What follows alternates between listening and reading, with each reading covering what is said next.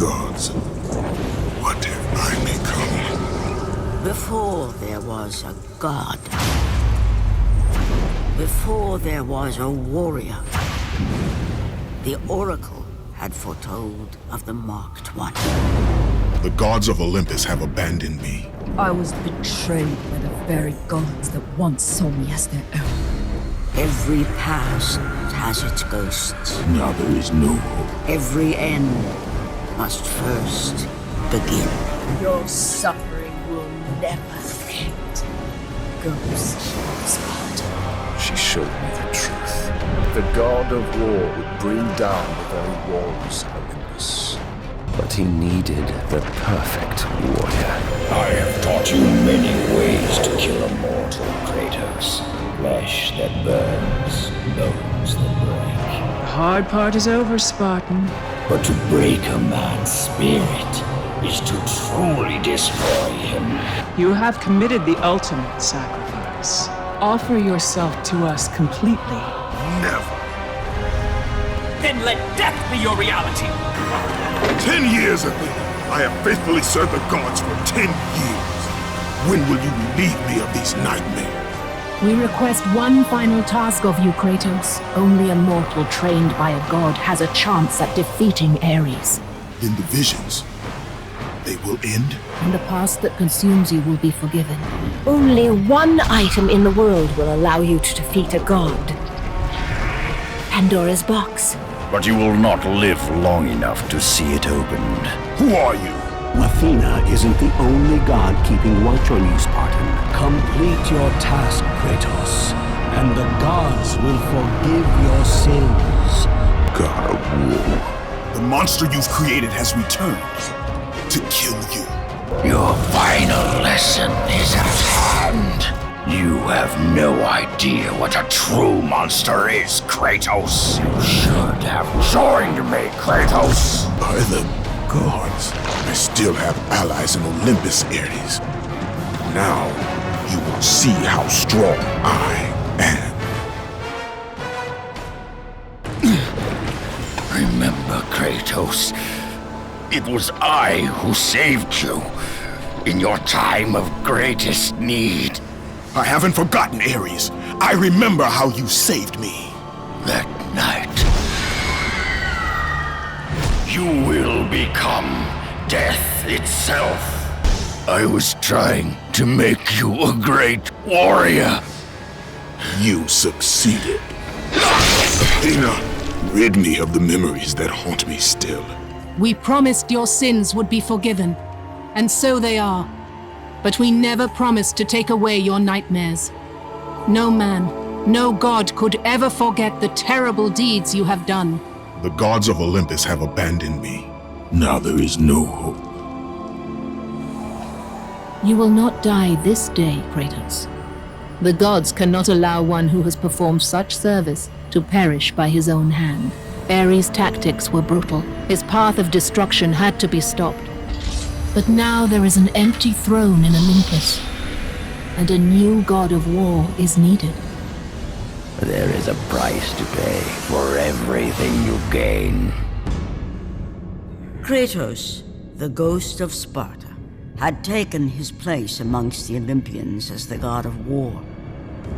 The bloodshed, the relentless battles, had finally brought him here. Ares was dead, and though Olympus beckoned, visions of his mortal existence still haunted him.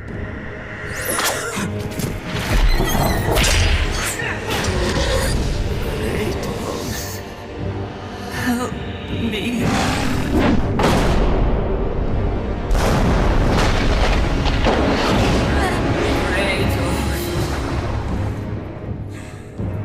Kratos knew that this was not a mere vision, for with the gods, nothing was ever as it seemed.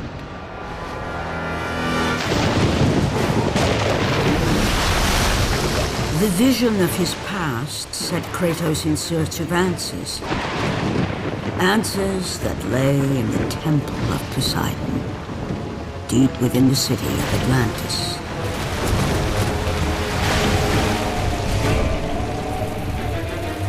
This This is not a wise course of action, Kratos. It was a dream, nothing more. The visions still haunt me, Athena.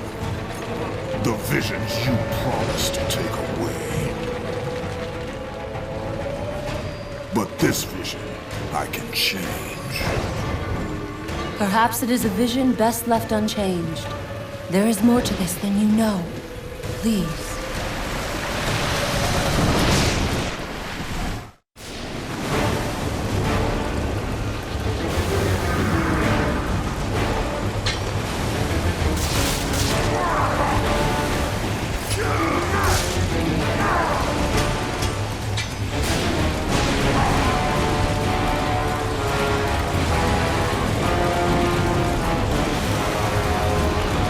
Welcome to Let's Play God of War, Ghost of Sparta. Absolutely no hesitation, we are jumping right in with our first fight with a whole bunch of Triton soldiers. God of War, Ghost of Sparta, here we are. This is the second spin-off God of War title that we are covering. The second God of War title created by Ready at Dawn Studios. Ready at Dawn Studios previously created God of War Chains of Olympus for the PlayStation Portable. Ghost of Sparta was also originally a PSP game. It was later remastered for the PlayStation 3 as part of the God of War Origins collection. We're wrapping up our first fight here and getting to our first mini little cutscene. So let's get into it. Lord Kratos! The beast is destroying the fleet! Okay, so after that quick little cutscene where we're being teased our big opening act monster, we can start talking about some of the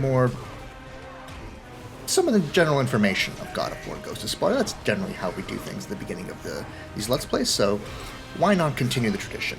Ghost of Sparta was originally released on the PSP on November 2nd, 2010. 2010 was an especially busy year for the God of War franchise. Not only did Ghost of Sparta come out at the tail end of the year on November 2nd, God of War 3 came out months earlier on March 16th, 2010. The God of War novelization, recapping the events of the original first God of War title, came out on May 25th, 2010. And the God of War comics, which was covered in a previous video, that interlude video that I made in between the end of the original God of War Let's Play and Let's Play for Ghost of Sparta, those issues started coming out on March 2010. So 2010 was an especially busy year for the God of War franchise, as Santa Monica Studios were trying to make, God of War not just a trilogy of games that were coming to an end, but make it this whole full-sail franchise that would survive long after the end of that initial trilogy, which it did. Sitting here in 2023, post God of War Ragnarok, excited for the future. Yeah, safe to say the franchise survived and did very well. Getting into the actual meat and potatoes of the game, though, we are in our opening act.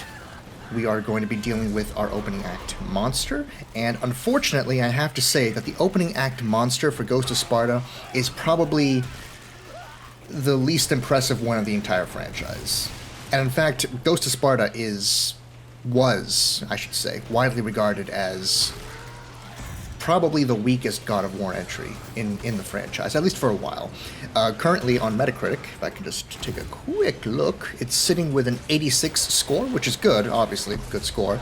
But you look at the other games in the franchise, God of War 2 has a 93, Ascension has an 80, Chains of Olympus has a 91, the original God of War is 94, God of War 3 has a 92, Ragnarok and 2018 God of War both have a 94 on Metacritic, so Ghost of Sparta was the weakest entry in the franchise so far. I say so far because, as we covered in the Ascension Let's Play, Ascension actually got a weaker score of an 80, so Ghost of Sparta was a weak entry in the franchise and the beginning of the end for the Greek saga and how the Greek saga actually worked.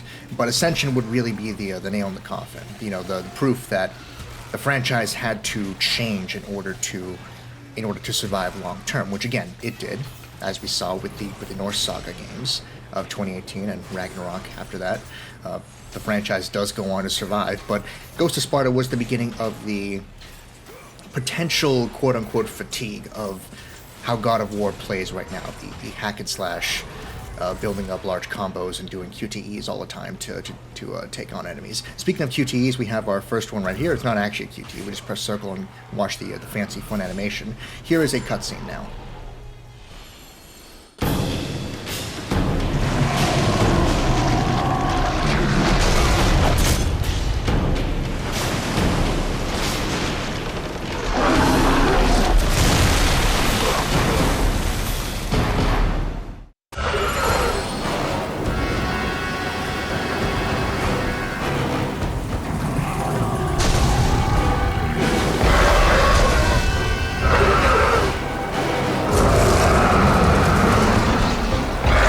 So in hindsight, I like the Scylla, or the Scylla. I think Gaia pronounces it as the Scylla. Not to spoil too much about, our trusty narrator, but the narrator pronounces it as Scylla.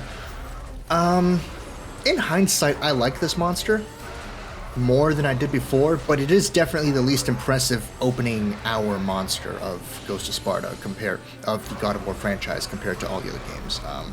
The Scylla isn't as impressive as the Hydras or as the big basilisk from Chains of Olympus, or the Hecatoncheires from Ascension, or as impressive as the things that we're going to be seeing in God of War 2 and God of War 3 after this.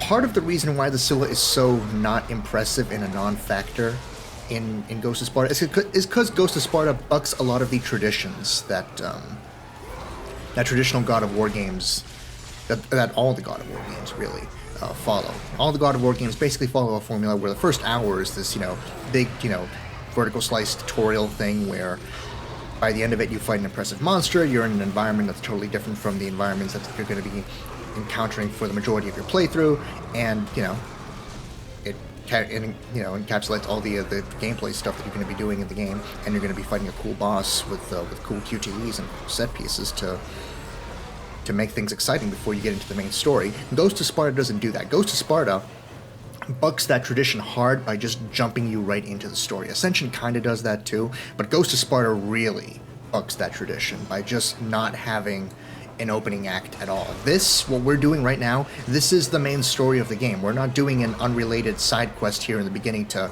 get the blood pumping as we do our first QTE here. We are in the main story right now. We're not going to be cutting away from this to some other adventure that's going to be the main adventure of Ghost of Sparta. This is the main adventure, and because of that, the Scylla, however you want to pronounce it, is kind of pushed to the side after this fight. We're going to be seeing it a little bit more, but we're never going to have a second epic encounter with it. As we'll be seeing in the second episode, the fate of the Scylla, it's very, very unimpressive compared to the other opening hour. Compared to the other opening hour monsters. And it's probably one of the reasons why Ghost of Sparta is not hailed as highly as the other God of War games, despite the fact that Ghost of Sparta is unlike Ascension, which was a weaker game compared to the other franchise standouts like Chains of Olympus and the original God of War. Ghost of Sparta is purposefully trying to do a different thing here by giving us a very introspective, very deeply personal and quiet story as compared to what we had in Ascension, in Chains of Olympus, and in the original God of War. So in hindsight, I do like how the opening act monster is just not important and just kind of tossed aside, and we're just kind of focusing more on the actual plot and more of the personal stakes for Kratos in this particular adventure, which we'll be getting more into by the end of this first episode. But in terms of the mechanics, in terms of the spectacle of getting people, into the game as soon as possible, the Scylla, compared to the other opening hour monsters, kind of fails at that. This is our save screen, our save in the game, that thing. I should probably start talking about what's actually going on screen right now, because I've been talking a lot about the meta information and about the my own personal feelings. But let's actually start talking about what's going on screen. Ghost of Sparta, despite any failings on, the opening hour monster or its very purposefully different pacing to other God of War games, it looks phenomenal. It is one of the best looking games on PSP, and it is a testament to Already at Dawn Studios' skills and capabilities that, they went from Chains of Olympus to Ghost of Sparta. It's very, very impressive how Ghost of Sparta looks. Even on the PSP, it looked great. I'm playing this on a PlayStation 3, their remastered Origins Collection version, so obviously it looks even better in the PSP version, but the PSP version doesn't look that different from this, which is really, really impressive, because Ready at Dawn Studios obviously understand the pedigree of the God of War franchise and took great strides to make sure that the franchise is up to snuff on a portable console. We already talked about this a lot in Chains of Olympus, but they did even better this time in terms of the visuals. And in terms of gameplay, they did a great job too. They incorporated some of Kratos' God of War 3 stuff and some Ascension stuff that, Ascension comes out after this, but they incorporate God of War 3 stuff that will be built into Ascension as well. Mainly the Hyperion Charge. You're going to notice that I'm going to be doing the Hyperion Charge a lot in this playthrough. Hyperion Charges, Hyperion Grapples, I'm going to be doing them a lot in this playthrough. It's going to be my bread and butter for this playthrough because, unlike in previous God of War games where our main go-to strategy was launching enemies up into the sky and then mashing circle to kill them, in Ghost of Sparta, our go-to strategy, here's a grapple point by the way, just a very basic tutorial thing. In Ghost of Sparta, our go-to strategy for humanoid soldiers is going to be to Hyperion grapple them. Not only is Kratos invincible for a few seconds when he Hyperion grapples enemies, he's not invincible the whole time. Here's Scylla again, by the way. Again, very unimpressive monster. It's going to appear a few times, but we're not going to actually properly fight it again. Kratos is going to be killing with it handedly, just through QTEs or through cutscenes, so not that impressive compared to like the Hydra or the Basilisk. Anyway, Hyperion grapples are really good, because not only are you a little bit invincible when you do it, for a few seconds anyway, not the entire time, but you get more red orbs from enemies if you participate in Hyperion grapples and Hyperion charges. This is going to be the main way I upgrade my my weapons and my magic as soon as I do. By the way, playing on the highest difficulty, very dangerous. Minotaur almost killed me after just a few attacks. It's very, very annoying. The Hyperion charge and the Hyperion grapple, fantastic. You can become invincible for a little bit. You get more red orbs by beating enemies up while you're in that grapple, and you can toss enemies at other enemies, which, is excellent because it gives you some sense of crowd control. So, as opposed to launching enemies up into the sky, I'm going to be doing Hyperion grapples basically all the time. Talking about the Minotaur here a bit, again, very annoying because it's so powerful in the highest difficulty, which is, I believe, God mode in this game. You can block everything it does, except for its charge. If he manages to charge at you successfully, then you're going to have to do a quick QTE to make sure he doesn't gore you with his horns, otherwise he will gore you. But if you do the QTE, then you'll be able to toss him to the side. You'll be seeing that later in other videos as we face more Minotaurs. Right now I'm doing a little speed up here because I'm going back. And remember, I'm going back to get the green orb chest right here. So there's that. Hooray. ABE, always be exploring. And always remember to not use green orb or blue orb chests. Blue orb chests giving you magic. Don't use those, immediately, because you never know when you're going to get hurt enough to actually require health or actually require magic. And in this case, the Minotaur caught me by surprise. So thankfully, I hadn't already opened that green orb chest just because it was in my way, and I was able to go back and get myself a restock on health. I mentioned a few moments ago, ABE, always be exploring. This is why. Ghost of Sparta has plenty of hidden goodies if you look around and you go into places where you don't think you'd be able to. You can get some extra red orbs this way. And some extra item chests. We already encountered our first item chest earlier, right after beating the Scylla, or the Scylla, again, whatever. We're about to encounter our second one.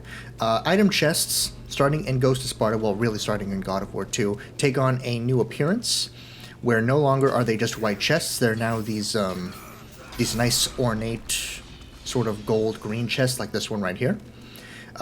This is how you know you have a quote-unquote item chest. That's either going to have a Gorgon's Eye, a Phoenix Feather, a Minotaur Horn, which is a new thing starting with God of War 2, I believe. But, in terms of chronologically, it's a new thing in Ghost of Sparta that we haven't seen yet. So, item chests are either going to have Gorgon's Eyes, Phoenix Feathers, Minotaur Horns, or they're going to have red orbs, as we just saw. In this particular fight, you can go ahead and kill your own guys, too. since not only are you going to be getting some extra red orbs, you're also going to be getting health. Make sure to always Hyperion charge or Hyperion grab Triton Lords. You want to do that as soon as possible because you get extra red orbs by beating them up. I believe Hyperion moves are done by blocking, so L1, and then charging, so circle. L1 circle allows Kratos to charge. He charges right into an enemy. You can knock them down, beat them up a little bit, and then throw them. We're about to have another short little cutscene here. I'm not gonna stop talking and make it louder just because this is a very, very basic enemy introduction cutscene. These are Triton assassins. These are basically the Triton soldiers, but instead of being, melee attackers, they're going to be long-distance attackers. We don't technically have our full parry move. We don't technically have the full use of parry moves just yet. I believe we get those... we get those pretty soon, but we don't have them yet. But even though we don't technically have parry for melee attackers, we can parry, these guys. Long-distance attacks. That's something that Kratos has from the very, very beginning. Basic puzzle here. We have to clear that water, but first we can kill these Atlanteans because we get not only health, but we also get red orbs. So it's a good idea to kill them. I say it's a good idea to get these red orbs as soon as possible. Ghost of Sparta is difficult, and the highest difficulty. It's a pretty hard game overall. I do pretty well for the most part, though there is a part at the very, very end where I really mess it up and really drop the ball in terms of doing well in Ghost of Sparta. Ghost of Sparta is pretty difficult, and you don't get that many red orbs from the chests. My first practice playthrough, I wasn't able to upgrade everything just by opening up all the chests. The second practice playthrough, because I did 2 practice playthroughs, because again, Ghost of Sparta is much more difficult than most of the previous God of War games we've played so far. My second practice playthrough, I was able to actually upgrade everything, and that's partly in due. Well, not partly in due. It's very much in due to these Hyperion charges and beating enemies up. Once you have enemies on the ground, you can either press square or triangle to beat them up. I recommend pressing triangle all the time because you get more red orbs from the heavy attacks that Kratos does as opposed to the light attacks that Kratos does.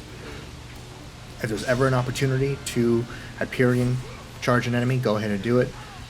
Again, more red orbs is good.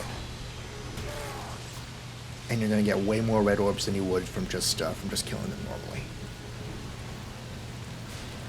This point though, basic block pushing puzzle, showing off the fact that unlike in the original God of War that we just finished playing through, Kratos can push blocks very, very quickly in this game, which is a very welcome change of pace. Here I'm showing off our upgrade menu. So far, just the Blades of Athena, but the Blades of Athena commands a very, very hefty 2,950 red orbs to unlock its first upgrade, which is much more pricey than it is in previous God of War titles. Again, they jack up the prices for upgrades in this game, meaning that Hyperion grapples are going to be your best friend. Because again, you want those extra red orbs to power up your stuff as soon as possible, especially in a high difficulty playthrough like this one. Don't grapple just yet. Go ahead and jump into the water like I just did and open up this chest as I do right now for a few extra red orbs. Not that many red orbs. Again, we're at the very beginning of the game. Even though Ghost of Sparta doesn't treat this like the very beginning of the game, we are still at the very beginning of the game, so we're not going to be getting that many red orbs from chests. I say Ghost of Sparta doesn't treat this like the opening of the game, because again, Ghost of Sparta really bucks the trend of what the God of War formula. We don't have an opening act this time where we're in a completely different environment doing something completely different before getting into the main story. We are here. This is it. This is what we're doing. This is the adventure that we're on. A very personal adventure for Kratos that nobody else wants him to go on, and we're going to be finding out why as we continue onward. So I mentioned before that Ghost of Sparta is not as well received as the other God of War titles.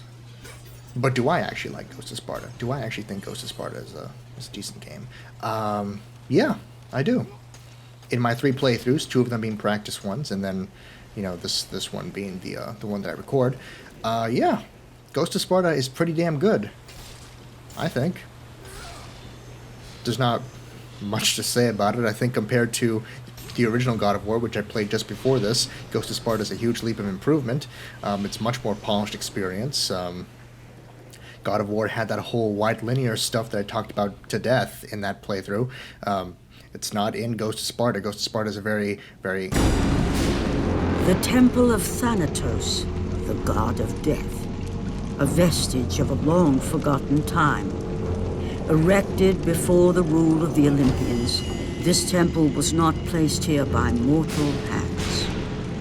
Within its walls lay a passage to the domain of death.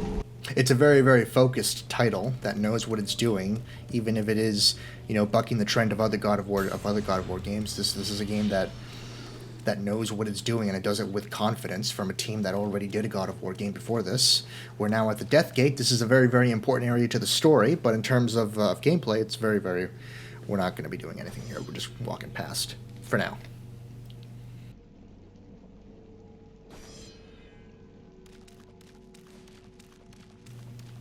But yeah, overall, I do like God of War, Ghost of Sparta. I think it's a very, very, very excellent game. It's not my favorite in the franchise. I think that honor probably goes to God of War. It probably actually goes to God of War 3. I really like God of War 3 a lot, even though it does have its own shortcomings. The honor of the best God of War game probably goes to 3 in terms of the Greek saga. But Ghost of Sparta is really good. There's no denying that Ghost of Sparta is a good title. That probably didn't do as well as it could have, partly because it bucks the trend so hard of other God of War games, and partly because, again, 2010, the year this came out, was a very busy year for God of War.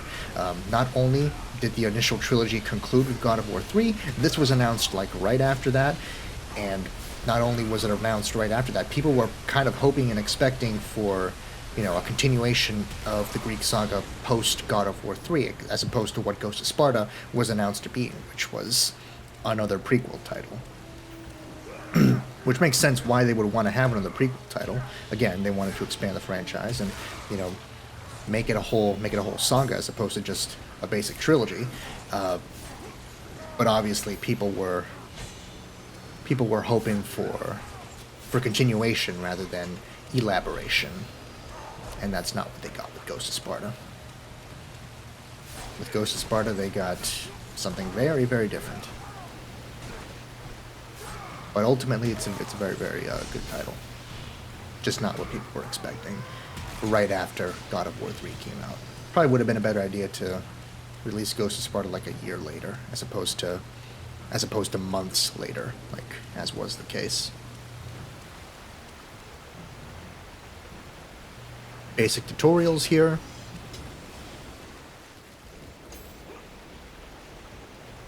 Very, very simple mechanics. Again, this was made for the PSP.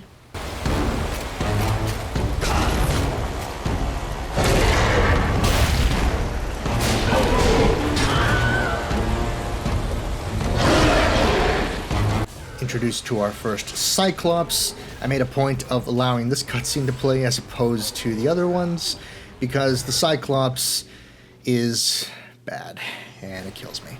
My first death of the playthrough is to this Cyclops. In the first video, I've had a pretty good track record after Ascension to, you know, wait a bit before starting to die. But Ghost of Sparta, again, bucks the trend. It's not like the other God of War titles. We don't have a vertical slice cold open. Not really. This is the game. We are now officially in the game, in the main adventure here, and it's not going to go easy on you. In some ways it does, but in other ways it absolutely does not. And this is one of the ways it absolutely does not. We're getting thrown these very powerful monsters immediately.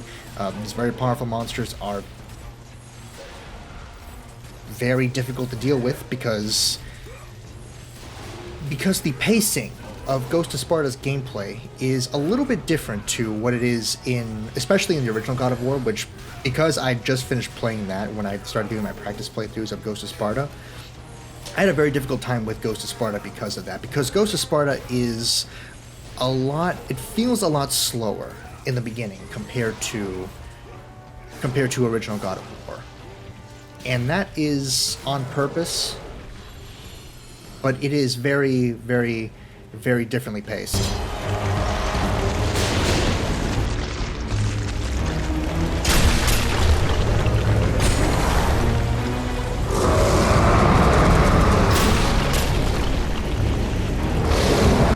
You know, the rolls feel a little slower, a little bulkier. The attacks feel just a little bit more sluggish. The Hyperion charge and the Hyperion grapple is really the exception to that, and it's part of the reason why it's such a great attack, because it's so quick. Kratos moves so quick as he does it, and does so much damage, and gets all the red orbs, and all the invincibility, and all the blah blah blah stuff I've already mentioned. Part of it is because Kratos just moves so much faster doing that than he does doing anything else. Because the gameplay in Ghost of Sparta is purposefully a little bit different to what you were used to in the original God of War or in God of War 2. We haven't got to God of War 2 yet, but once we get to it, you'll hopefully start to see it's a little bit different pace than what this is. Blades of Athena level 2, we have our parries now, so yeah, I was right, it wasn't too long before we got our parries, and some new moves, but more important than that, we got more damage. Again, Ghost of Sparta is a difficult game. You want to upgrade your blades as soon as possible, because you want to be able to do more damage as soon as possible. The Hyperion grapple is going to be our best shot of doing big damage to enemies in the early game. That's going to change once our weapons and our magics, once we start collecting magics and more weapons, and our weapons get upgraded more, that's going to change. But in the beginning, the Hyperion grapple is still the best way of doing the most damage. We're going to start changing that, though, by upgrading our blades and collecting other stuff. There's a very basic little puzzle room here. You can go to the right to progress, or you go to the left to get those red chests we saw earlier. Remember, A, B, E, even in a linear God of War game like Ghost of Sparta, as compared to the wide linear stuff of the original 2005 God of War, A, B, E, always be exploring. You want to get as many red orbs as soon as possible. This game is difficult in the highest difficulty playthroughs. You want to make sure you upgrade your stuff as soon as is possible.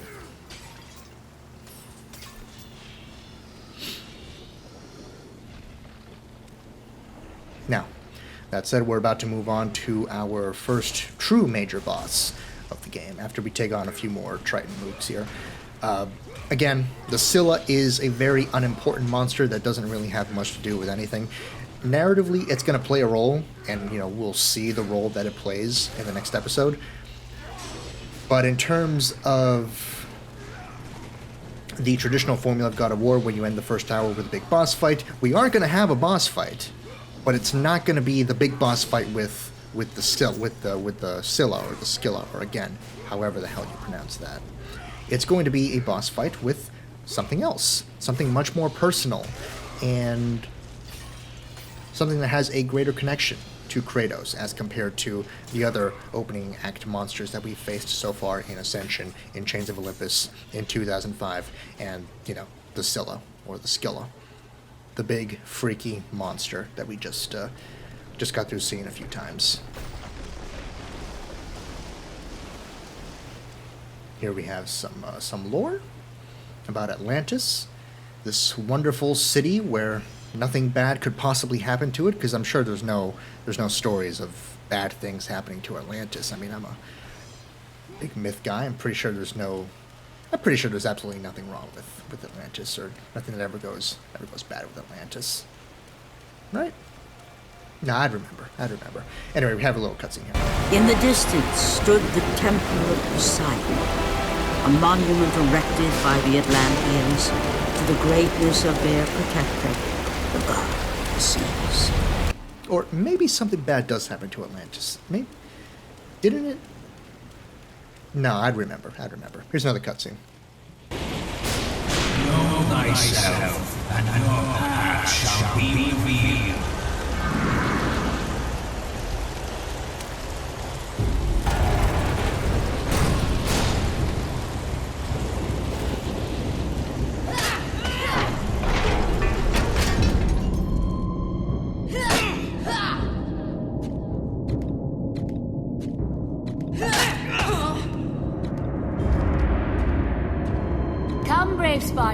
The battle is done. Kratos, bring Deimos inside.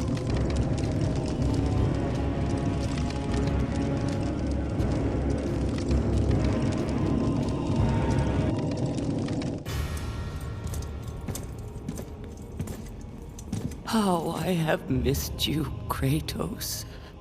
What treachery is this? Another trick of the gods? No, my son. It is me.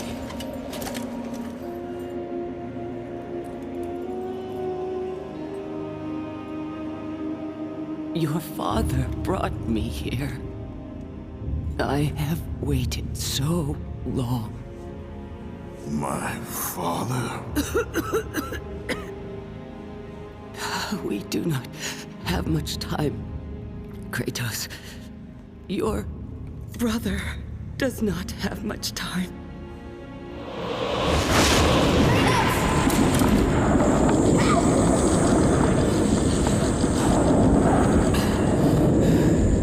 Deimos? He lives, trapped in torment, deep in death's domain.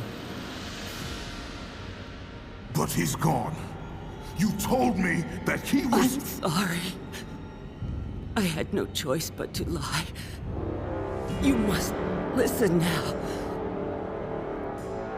The temple of Ares in Sparta holds the secret that will lead to your brother.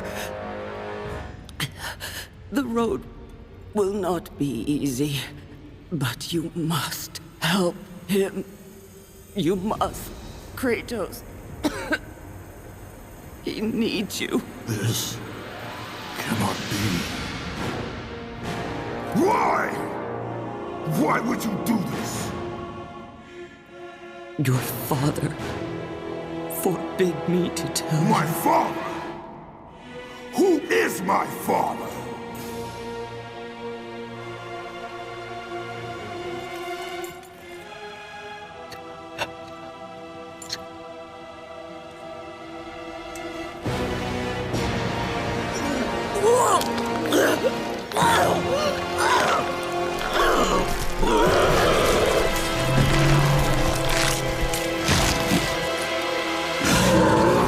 It's a boss fight with our mother, Callisto, who has been transformed into a terrible monster. Maybe it's not even actually Callisto. Maybe it's just a monster that was pretending to be Callisto, Kratos' mom. I don't know. We'll see. Either way, Callisto is a very, very basic boss, but in the higher difficulties, it's a very, very heavy risk-reward boss, because the only way you're actually going to beat this boss is by engaging in a QTE. The problem is that with Callisto and with a couple of other enemies in Ghost of Sparta, the QTE for this creature actually involves Kratos taking damage. And in higher difficulty playthroughs, Kratos takes a lot of damage from these particular QTEs, to the point where you don't want to engage and you don't really want to do those QTEs if you can help it. I took so much damage in my first attempt here with Callisto, I already knew by this point that there was no possible way I was going to beat her, because I had to engage in the QTE to actually, activate her death animation. But if I activated the QTE, she was going to do, the little sliver of damage necessary to me to kill me. Now, aside from that QTE, which again you'll see in a moment, well, not in a moment, you'll see after I die here and try it again. Everything else Callisto does, minus her charge, which activates the QTE, can be blocked or parried, as I've been doing here. Everything she does, her slam, her little staggering around and moving her arms akimbo, that can all be blocked. This is the QTE that you need to do to actually get her death animation. Problem is, because I had so low health, she did just enough damage to me to kill me.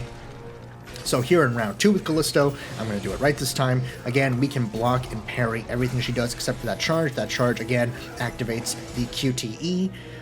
You need to get her to low enough health first, so I'm trying to do enough damage with my blocks, my parries, and my basic combos here to do enough damage to ensure that once I get her into the QTE, I can kill her immediately and get her into her death animation immediately, because she can do this QTE multiple times, and if she has enough health, then she's going to survive it and just keep fighting you, and you don't get green orbs in this boss fight as compared to other bosses.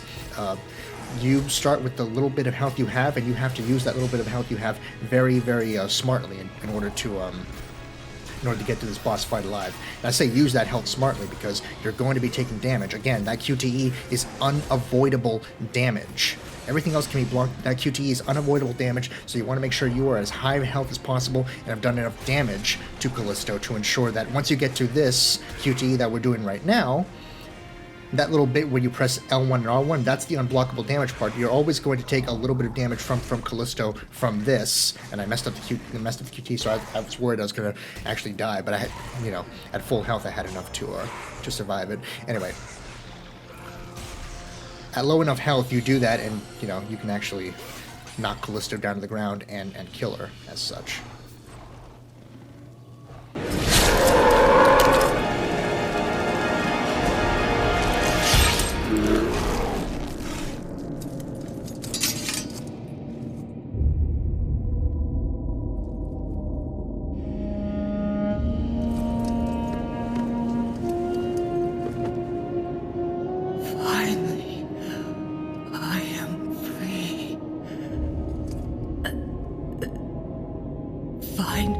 Your brother, Kratos. Go to Sparta. Find Deimos. He needs you. Mother! What have I done? With her last breath, she released the weight of her burden and finally found the peace she had long sought.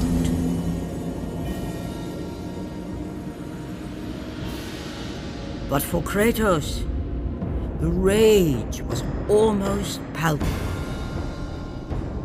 Fate had once again pushed him to the brink of madness.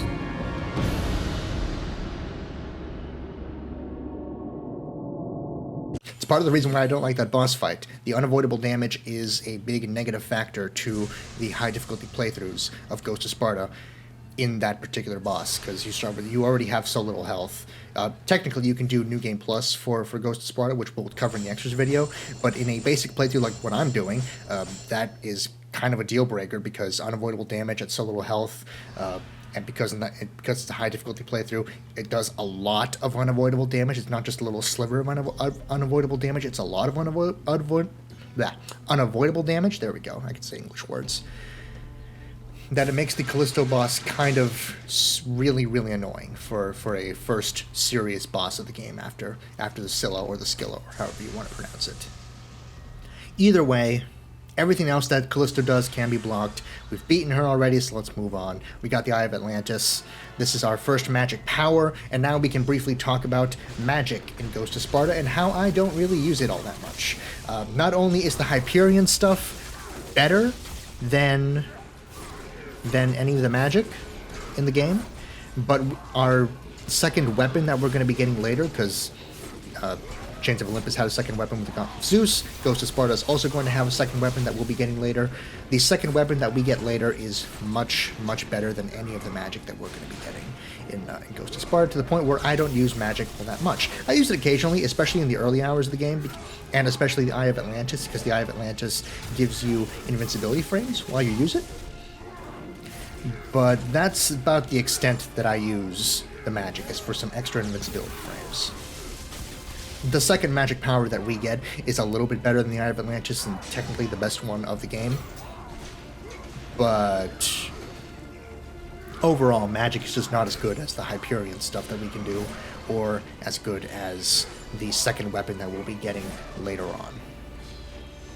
And in fact, even though they throw lots of enemies at you to test out your magic in this arena, you don't actually have to use the Eye of Atlantis here to move on. You can, as long as you kill all the enemies, they don't care how you do it. As long as you kill everyone in there, they'll open the gates and let you move on. Before we reach the end of the video, we have 2 more item chests here. I believe we're going to be getting another Gorgon's Eye and a Phoenix Feather here. Yep, our very first Phoenix Feather. And we're going to be getting another Gorgon's Eye. Remember that there is going to be a collectibles guide for Ghost of Sparta, as there has been for every other God of War game so far that I've played. that will show you where all the collectible stuff is. And unlike in 2005 God of War, I'm pretty sure I got everything this time in this playthrough. So it'll be a pretty comprehensive guide for the Ghost of Sparta, which is good news. Anyway, we're reaching the very end of the video now, so I hope you enjoyed my ramblings and ravings. Next time we're going to have a very long video, because again, Ghost of Sparta just bucks tradition hard and gives us our long section of the game first. Hope you enjoyed. I'll see you all next time.